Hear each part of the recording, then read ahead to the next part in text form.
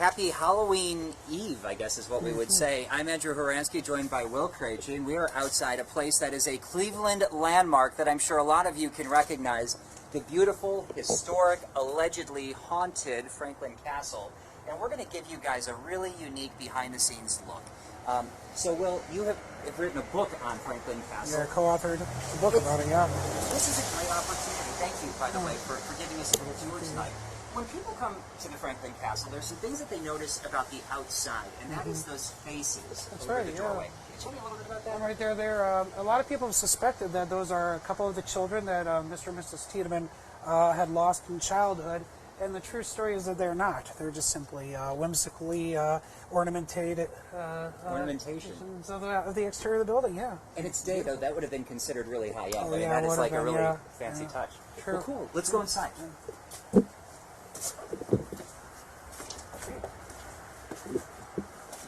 All right.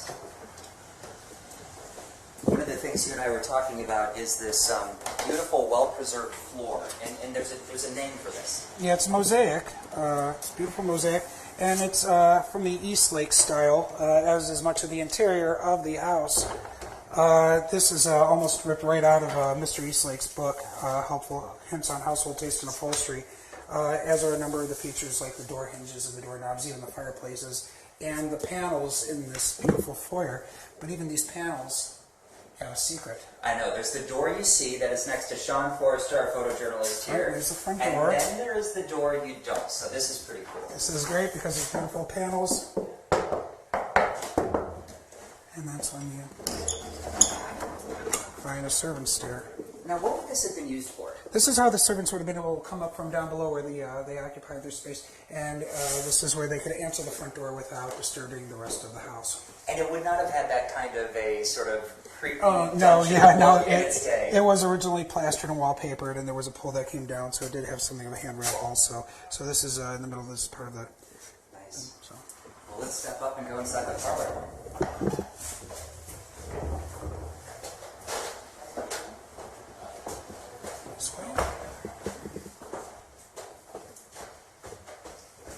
Now this has been beautifully, lovingly restored, and the floors and everything. This has been a labor of love. Yeah, it has been.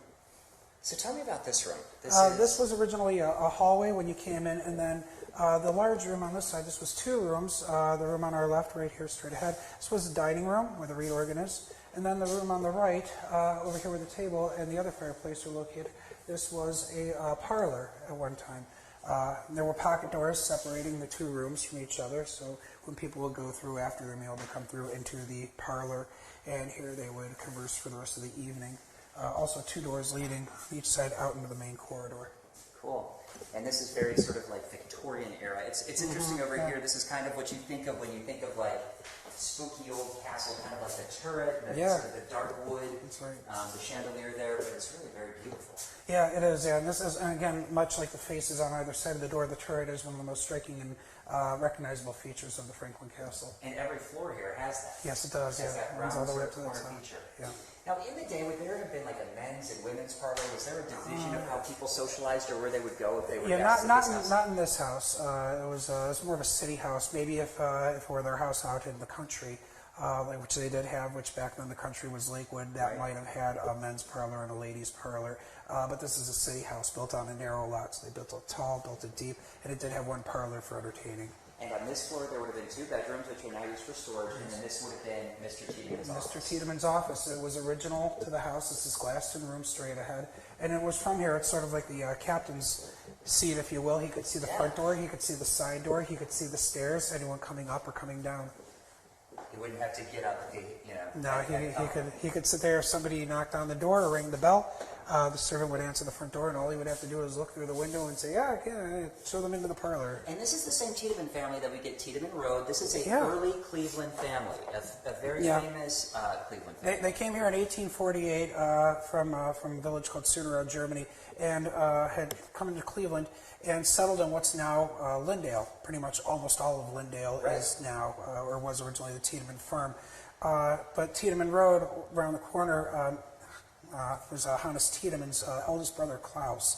He ended up with that farm, and then when he sold that farm, he moved out to what was called Parma Road, and now it's Tiedemann Road, and his house is still standing today down there on that road. And in your book, you talk about how it's actually misspelled It because is. it should have two ends at the end That's of it correct, rather than yeah. just one. It should have two ends. Klaus Tiedemann, Hannes Tiedemann, both, even their descendants still spell their name with two ends. However, there was another brother named Louis, who was originally Ludwig, Americanized his name to Louis, and ended up in Defiance and then Toledo. And there is a road in Defiance called Tiedemann Road with one N, and that is properly spelled because Louis dropped the second N from his name. So Tiedemann Avenue in Defiance is named for him. I really loved reading your book, all of the things that I learned about Cleveland, because you talk about the architects Cadell, and I think of Cadell Park, and I think of the Tiedemann family, and a lot of these names we are maybe somewhat faded from modern memory, but really were key players back in Cleveland. They were, yeah. In the day and at the turn of the last century. It's great to think that someone like Frank Cadell, who's one of the co-architects of this house, not only did he present a plan to the city of Cleveland and have an idea for the railroad terminal being away from the lake and in some sort of a terminal tower. Right. It's kind of his idea many years earlier, and he had a plan for the village, or for the city of Cleveland. But he also had this idea of retaking the streets, the ones that ran north and south, and numbering them and having the addresses correspond. So in 1906, they took him up on that offer, and they did. They renamed all the streets and gave them numbers, and then redistricted everything, renumbered all the houses. You've certainly done your homework. Looking around here, what are some of the original features? I would have to think that these cool fireplaces Yeah, they are. Those are original to the house. One time there were at least 13 fireplaces in this house. Each room was heated with its own coal-burning fireplace, and these are original, the one here and the one on the other side. And at first glance, a lot of people say, "Oh, they're beautiful marble fireplaces," but they're not. It's not marble. It's a faux finish. It's slate, and it's very surprising to a lot of people. But yes, it's a beautiful finish that is original to the house. And these also, much like the mosaic in the front entrance and the doorknobs and the wood style throughout the house, again, all East Lake. And Franklin Castle was one of the first places in this neighborhood to feature plumbing. That's true. Yes, it was. Yes, it was. It was around 1876, shortly before Mr. Tiedemann took his family on a trip for an extended overseas stay. He contracted with his neighbor, who was his former business partner, John Tiedemann, who lived next door, to install a sewer line between their houses. And this is when plumbing was new. And when this house was built, one toilet. One toilet in 1881, down on the lowest level. It had one toilet in the house. That was it. You don't want to be the person who gets up in the morning with 4 or 5 other people ahead of you. You're going to be holding it. So have to deal with that line. Yeah. Well, let's go upstairs and take a look at some of the rooms that would originally have been bedrooms here, including Mrs. Tiedemann's bedroom. Yeah. This is so cool. So much of this old woodwork. And it's original. The wood is original. And the thing that I wish people could see is that actually during the day there's a lot of beautiful natural light in here. Yeah. It's really actually a very well lit home, although it's such a dark brick or a dark stone on the outside. Yeah, I believe it has close to 80 windows, so it really does let the light in. What is this in the hallway, by the way? This is an added feature piece, It's or? a piece of furniture. Yeah, Okay. it was would have had a mirror on it and a countertop. Oh, cool. So what would this have been? This would have been a bedroom. This was Mr. and Mrs. Tiedemann's daughter Dora's bedroom. Kane would have come in through this door. That door was added, and then there would have been another door here going into a changing room, and in the corner there would have been a fireplace. So this would have been Dora's bedroom. And the detail, the ceiling. Yeah, it's new now, so it's part of the restoration. Can we see some of these pictures Yes, too? absolutely, Because yes. this really does pay homage to the originals of the Yeah, Franklin because Castle. a lot of people come in and ask about the family. So who these people are, though, these are Mr. and Mrs. Tiedemann's children and their respective spouses, but that's Dora on the far left and August here on the right, and then that's the two of them sitting on the left and right, and then the girl in the middle, who's also this one right here, that's Emma. That is their daughter, who died in 1881, who is believed to be one of the 2 spirits of the house. I think we have to probably get to that. So you had spent some time living here. Tell me a ghost story or something you've experienced here. Okay, there was one. This is one of the most recent ones. Is I dozed off on the couch out here, and I heard someone running up the stairs, and I'm like, oh, okay. I thought it was one of the carpenters, and I'm up, I'm awake, and a couple minutes later, I hear boom, boom, boom, boom, boom, boom, boom. I hear someone running down, but it's accompanied by giggling. I thought maybe the one carpenter brought his family, and I got up to ask and say, hey, can you guys keep it down a little bit? So I went out into the hall, and when I stepped out there, everything was dark. And trying to figure this out, I look around, and I come in here, and I look at my clock, and it's 4:15 in the morning. These guys are not here at that time, and I was the only one in the house. So I turned on the TV and tried to fall back to sleep. Was it hard to do that? It took about You half don't seem an like hour. someone who gets scared necessarily. You've kind of made peace with who's here. And as we've discussed with others who've been here, if there are spirits in here, they don't seem to be of ill intent or malicious. Yeah, no, There have been some cases, and as you read about before, where people have talked about being pushed, etc., but you have never experienced anything bad. Nothing bad. I've been unsettled a couple of times, but nothing bad.